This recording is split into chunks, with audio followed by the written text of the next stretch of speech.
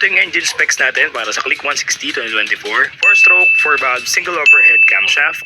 Liquid cooled na din po ito. Displacement 157cc. Compression ratio 12.0 by 1. Bore and stroke 60 mm by 55.6 mm. Max power, syempre malakas, 11.3 kilowatts at 8,500 RPM. And max torque nito is 13.8 Nm at 7,000 RPM. Electric starter po ito, ACG. Fuel injected din po si Click 160. Para sa engine oil capacity, 900 ml or 0.9 liter. And transmission nito, CVT. Rear suspension unit, swing shock. Front suspension niya, telescopic. And yung front brake, hydraulic disc brake na po yan. And for the rear brake naman, mechanical leading trail or drum brake po ang Click 160. Tire size natin, front 180 by 14, tubeless po yan. Then tire size, rear 120/70/14, still tubeless pa din po. And casted colored wheel na po yung bagong Click 160. Overall dimension tayo mga bossing, yung laki, lapad at haba. 1929 by 678 by 1088 mm. At sa bigat naman ito, meron itong 116 kg na curb weight. 778 mm ang kanyang seat height. At ang wheelbase niya is 1,278 mm. Ground clearance 138 mm, so medyo mataas ng konti. Fuel capacity 5.5 liters. Ignition type full transistorized keyless system. And for the battery rate, very normal naman to, standard battery size 12 volts and 5 amperes.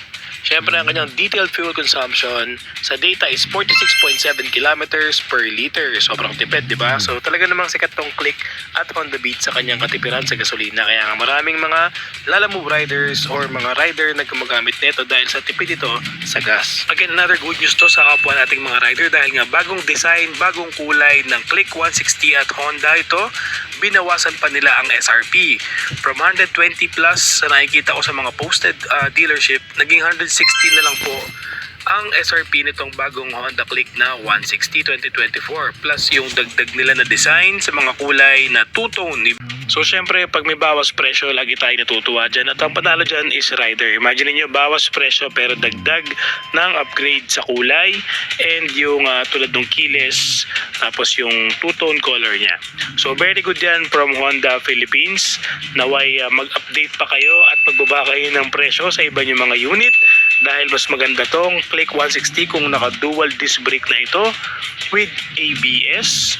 So yun ang mga panalong specs na inaabangan naming mga rider para sa Honda Click 160.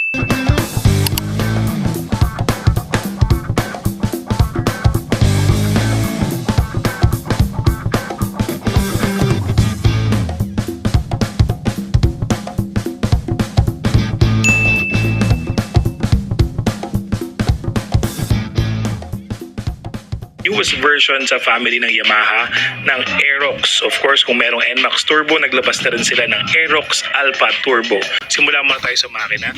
Same pa din ito, 155cc, liquid cooled pa din ito, single overhead camshaft, 4 valves with VVA or variable valve actuator. Then, ang power nito is 15.2 horsepower, 8,000 RPM.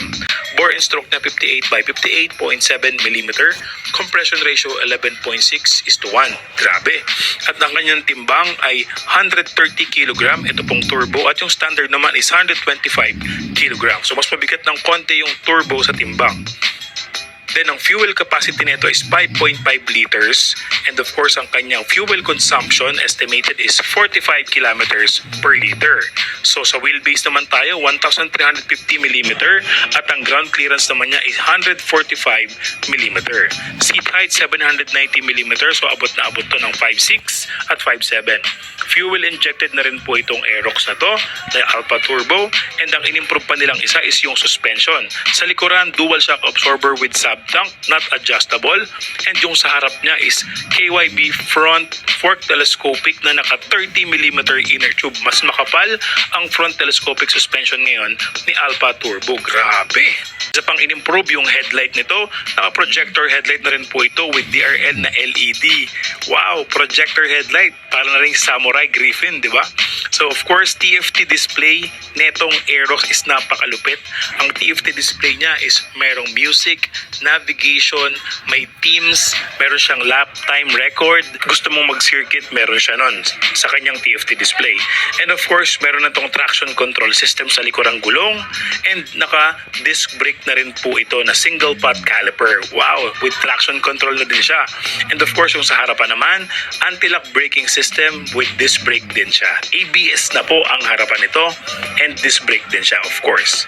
Turbo Y-Shift, yun yung YECVT na parang sa NMAX na nilabas itong taon lamang, yung Yamaha Electronic CVT. So mas mabilis po ito kumpara sa mga regular na Aerox, yung Turbo Y-Shift version nila. Grabe, di ba? Naka-dual shock absorber sa likuran with sub-tank, naka-disc brake na rin ang likuran with traction control system, single pot caliper, tapos extra wide rear tire na 140/70/14. Wow, with TFT display na rin po si Aerox, projector headlight, anti-lock braking system, auto start and stop system, meron siyang passing light, may switches na rin po ang kanyang headlight, SMG starter, keyless smart system, and blue core system sa kanyang makina. Wow! Grabe, magkano kaya ang presyo nito pag nilabas to sa Pilipinas, ano? Ayan, oh, tignan niyo yung TFT display niya, guys. Yan yung lap time na sinasabi ko kanina. So, pwede mong i-record yung lap time mo habang umikot ka sa circuit or kahit saan naman kung saan mo trip magbiyahe. Pwede mong i-record yung oras mo. Ayan yung paddle shift, button para sa Y-shift natin, at yan yung mga controls niya. Grabe, sobrang updated na itong Aerox na to from Yamaha. Yan yung menu button, so pwede kang mamili din ng sports mode or touring mode sa kanyang drive modes. Diba, ayan. So, grabe yung mga in-upgrades ngayon ng Yamaha. Ang presyo nito sa Indonesia ngayon, currently as of today, ay 152,000 kung i-convert sa Philippine peso. 152,000 pesos. Naka-Aerox Alpha Turbo ka na 2025 version, complete dual disc brake, ABS, traction control system, TFT display, turbo version na siya.